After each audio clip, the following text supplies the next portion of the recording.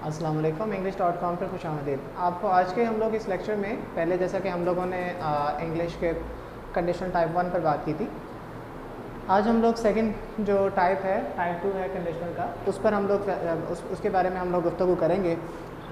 इस कंडीशनल के अंदर हम लोग ये देख रहे हैं कि टाइप 2 कंडीशनल जो है ऐसा कंडीशनल होता है जिसके अंदर हम लोग ज़्यादातर ऐसी सिचुएशन का बयान कर रहे होते हैं जब हम लोग मतलब मोस्टली हमारा जो ताल्लुक़ होता है ना वो इसमें इमेजिनेशन से होता है।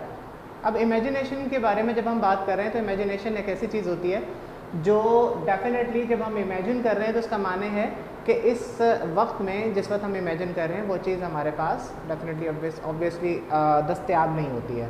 तो लेकिन हमारी इसमें इमेजिनरी ऐसी कंडीशंस होती हैं जिसमें हम लोगों को अपने हाल और मुस्तकबिल दोनों के मुतालिक ये बताना होता है कि दोनों ही इस वक्त हमारे लिए मुमकिन नहीं है, इम्कान में नहीं आ रहे हैं। अब ये इस सिचुएशन है जैसे कि मिसाल को देखकर शायद आप ज़्यादा बेहतर समझ पाएँ। यहाँ पर मैंने एक एग्जांपल लिखा है, if you pass the exam you would get degree. ठीक है, अब ये सेंटेंस देखिए, if you pass the exam, अगर आप इम्तिहान पास करते यू वुड गेट डिग्री, तो आपको डिग्री मिल जाती। अब यहाँ पर अगर आप गौर करिए तो हमारे पास ये जो सेंटेंस लिखा है, इस सेंटेंस के अंदर जो इसकी जो सेंस बन रहा है वो ये है कि जैसा कि इम्तिहान पास किया होता तो डिग्री मिलती। इट मीन्स कि इस वक्त जिस शख्स से मैं मुखातिब हूँ वो इम्तिहान पास नहीं कर पाए, उनका हाल इस नाकामी का शिकार है।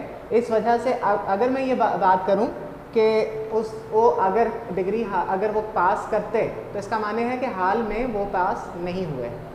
ठीक है, तो इसलिए मैंने इमेजिन क्या किया कि अगर पास करते, ये अल्फाज का इस्तेमाल, अल्फाज का चुनाव ही इस बात का इंदिया देता है कि ये बात क्या है, इमेजिनरी है।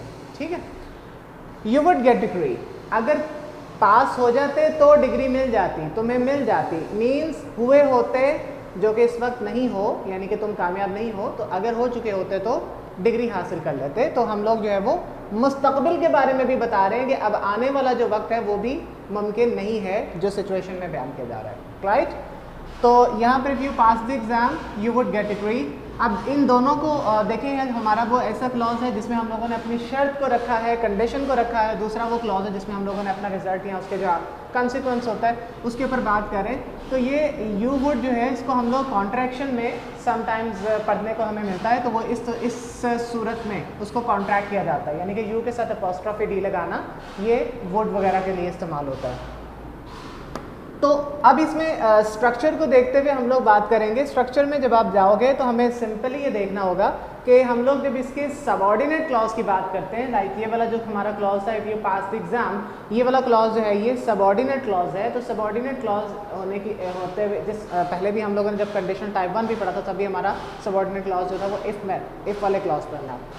तो इफ़ पास सिंपल टेंस लगेगा, पहले हम लोगों ने प्रेजेंट का लगाया था, अब हम लोगों ने पास का सिंपल टेंस लगाना है, जिसमें आप देख सकते हो कि यहाँ पर हमारा जो यू है वो सब्जेक्ट और सब्जेक्ट के साथ हम लोगों ने ये पास की, यानी कि सेकंड फॉर्म ऑफ वर्ब जो है वो इस्तेमाल किया, यानी कि पास फॉर्म इसकी इस्तेमाल हो रही है टेंस की, राइट, वर्ब की। तो हमारे पास जो एग्ज़ाम है वो उसकी ऑब्जेक्ट में आ जाता है, तो हमारे पास ये पूरे का पूरा पास सिंपल का फॉर्मूला यहाँ पर जिसकी जो स्ट्रक्चर होती है वो पूरी हो जाती है, यानी कि subjects, pass form and object, right. उसके बाद हम लोग ये चूँकि सबऑर्डिनेट क्लॉज है इस वजह से हमें यहाँ पर कॉमा देने की ज़रूरत पेश आ रही है। हमने पिछले वीडियो में भी देखा था कि चूँकि जब हम लोग सबऑर्डिनेट क्लॉज को पहले लगाते हैं तो हमें यहाँ पर कॉमा देना होता है पंक्चुएशन के मुताबिक, और अगर आपने ये जो मेन क्लॉज है उसको पहले लगाया हो तो आपको कॉमा देने की ज़रूरत नहीं पड़ती है। ठीक है जी, उसकी एग्जाम्पल मैंने नीचे दी हुई है, you would get degree if you pass the exam.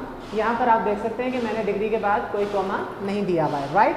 अब इसके बाद आप पीछे देख सकते हो कि हमारे पास जो दूसरा मेन क्लॉज है, मेन क्लॉज के अंदर आप देखते हो कि you would get degree, you would get degree. अब इसके अंदर आप जो है वो मेन क्लॉज है जो कि रिजल्ट पर आ रही है, और इसके अंदर हमारा सब्जेक्ट है, सब्जेक्ट के बाद हमने वुड लगाना है, कुड या माइट भी इस्तेमाल हो सकता है सिचुएशन के मुताबिक। तो आपने फिर बेयर इन्फिनेटिव का इस्तेमाल करना होता है। इन्फिनेटिव का इस्तेमाल है तो बेयर इन्फिनेटिव ऐसी इन्फिनेटिव होती है जिसमें आप टू इस्तेमाल नहीं कर रहे होते, यानी कि अगर मैं यहाँ पर बोलता हूँ ना यू वुड टू गेट, तो टू गेट जो है वो क्या होता है, वो हमारा इन्फिनेटिव है, और अगर मैंने टू नहीं लगाया तो ये बेयर इन्फिनेटिव होता है, इसको हम लोग वैसे ही इन्फिनेटिव भी है, तो वुड गेट डिग्री। अब यहाँ पर आप देखते हो कि ये मेन क्लॉज है, मेन क्लॉज के अंदर हम लोगों ने वुड कुड का इस्तेमाल। अगर मैं यहाँ पे कुड लगाता हूँ तो कुड से मुराद क्या होती है, जैसे कि हम लोग किसी चीज़ के इम्कान को बढ़ा रहे होते हैं, पॉसिबिलिटी को। मॉडल वर्ब्स हैं, इनके इस्तेमाल में भी आपको कुछ लॉजिक्स देखने को मिलती हैं, लाइक वुड का है प्रोबेबिलिटी वगैरह के लिए इस्तेमाल होता है, और अगर आप कुड के लिए आते हो तो कुड जो है वो पॉसिबिलिटी और आप कह लें कि आपकी जो एबिलिटीज़ होती हैं उनके मानों में दे रहा होता है आपको, राइट।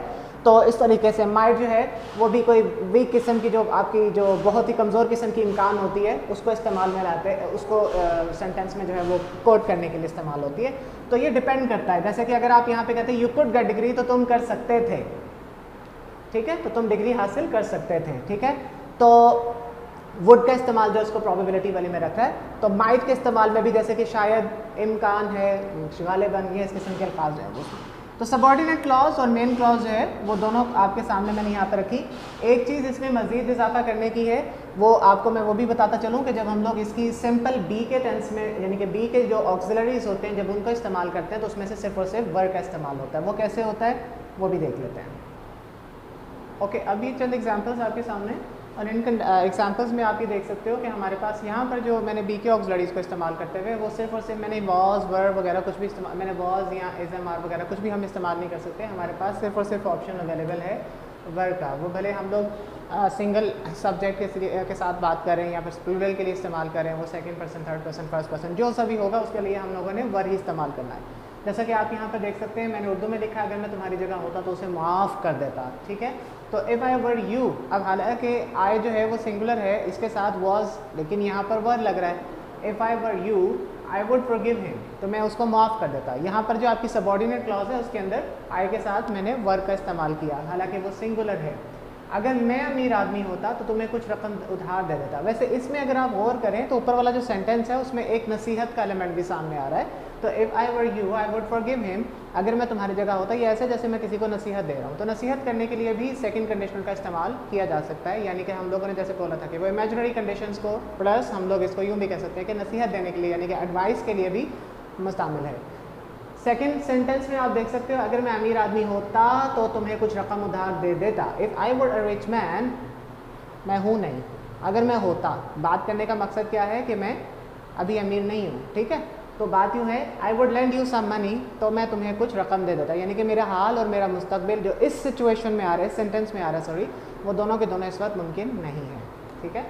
अगर वो मेहनत कर लेता तो आज नाकामी का सामना ना करता, ठीक है। If he work hard he would not face failure today, अगर वो मेहनत कर लेता मीन्स अभी मेहनत नहीं की हुई है और नाकामी का सामना उस करने से बच नहीं पाएगा। तो ऐसी सूरत में आपको मुस्तकबिल और हाल दोनों में जो है वो इम्पॉसिबिलिटी का जो आप कहने का एलिमेंट है वो दिखाई दे रहा है। और दूसरी चीज़ आपको जो लास्ट में हम लोग ये देखते हैं, ये आप गौर करें तो ये होता और देता, ठीक है, ये चीज़ें जो हैं इनका इस्तेमाल ये आपके सेकंड कंडीशनल के उर्दू के जो सेंटेंसेस होते हैं, उर्दू के जो फ़िक़रात होते हैं उनका जो है वो दिखाता है। और अगर ऐसा हम लोग बोलें, अगर मैं ऐसा होता, अगर मैं ऐसा करता, अगर यूँ होता, ये तू होता, तो जो भी है ऐसे सेंटेंसेस का इस्तेमाल खुद ब खुद उस तरफ लेकर जा रहा है हमें, एक आप कह लें कि इमेजिनेशन की तरफ। लास्ट में आप लोगों की जो है वो कंक्लूजन के लिए हम लोग ये दोबारा देख लेते हैं कि अगर आपने फॉर एग्जांपल इस लास्ट वाले सेंटेंस को अगर आप देखें तो हम लोग इसको, अगर मैं मेन क्लॉज के साथ दोबारा लिखूँगा, ही वुड नॉट फेस